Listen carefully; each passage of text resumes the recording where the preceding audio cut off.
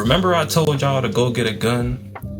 And the reason I said this is because I said that some of the most vulnerable groups of people were Black people, people a part of the LGBT community, and people that practice certain different religions. Well, take a look at this.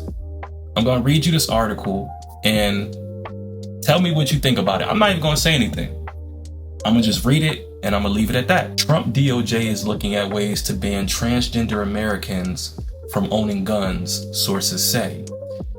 In the wake of the Minneapolis Catholic Church shooting, senior Justice Department officials are weighing proposals to limit transgender people's rights to possess firearms, according to two officials familiar with the internal discussions. The talks, described as preliminary in nature, appear to build on the idea that has gained some currency in conservative media since the Minneapolis shooting that killed 2 children and injured 21, most of them being children, at the Annunciation Catholic Church, an attack that police say was carried out by a 23-year-old transgender woman. Such a move would represent a dramatic escalation of the Trump administration's fight against the rights of transgender Americans.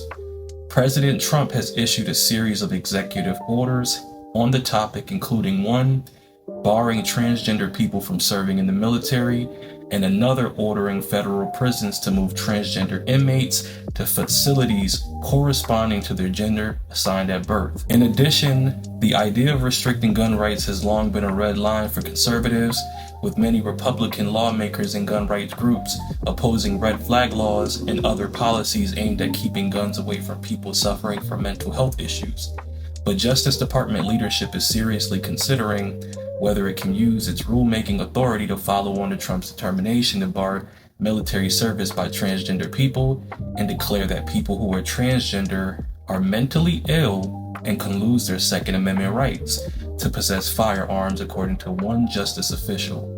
Another senior Justice Department official cautioned that any such proposal, should it gain steam, would likely run into legal complications.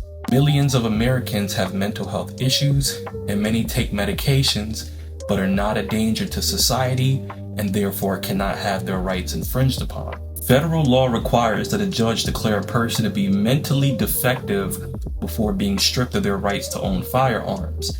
The vast majority of mass attacks in the US have no connection to transgender people. Still, after the deadly shooting last week, some conservative allies of the president quickly claimed that gender dysphoria, the psychological distress and discomfort some people feel when there's a difference between their sex assigned at birth and their gender identity, is a mental illness that should bar citizens from purchasing firearms. The goal of the potential ban, according to the justice official, is to ensure that mentally ill individuals suffering from gender dysphoria are unable to obtain firearms while they are unstable and unwell. Because gender dysphoria is included in the American Psychiatric Association's Diagnostic and Statistical Manual of Mental Disorders, also called the DSM, it is diagnosed as a mental disorder. The DSM is a handbook used by healthcare professionals as the authoritative guide in diagnosing mental disorders. But the gender incongruence, having a gender identity that's not the one assigned at birth, isn't what makes gender dysphoria a mental disorder. Having clinically significant dysphoria around the incongruence is what makes it a disorder. The Justice Department, under Attorney General Pam Bondi, has launched a broad effort to target gender-affirming care across the country, including sending more than 20 subpoenas to doctors and clinics who have provided transgender medical procedures to minors earlier this summer. One of those subpoenas, made public through court proceedings, demanded that the Children's Hospital of Philadelphia turn over swaps of sensitive information about its treatments, including patient data like birthdays, social security numbers, and addresses. Bondi has previously advocated for some gun restricting laws. As Florida Attorney General, she defended a state law that raised the age requirements for gun purchases in the wake of the Parkland shooting in 2018. She also worked on the policy to ban the use of bump stocks, which allow a shooter to convert a semi-automatic rifle into a weapon that can fire at a rate of hundreds of rounds a minute during the first Trump administration. The U.S. Supreme Court has since overturned the bump stock ban, and Florida lawmakers are pushing to lower the age restriction on gun purchases. It's getting real. I'm gonna tell y'all, if you fit in that demographic, you better go get you one of these. You better go get you one of these because it's getting real.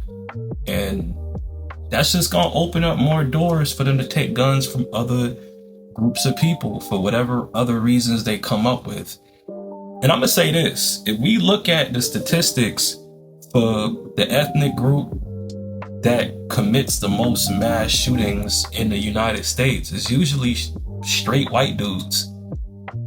I mean, if we're being real, I think that it's usually just straight white dudes. So I don't know why they going after the trans people. I don't know. I think it's a little weird. I think that they're trying to push a certain agenda. But hey, man, let me know what y'all think about this.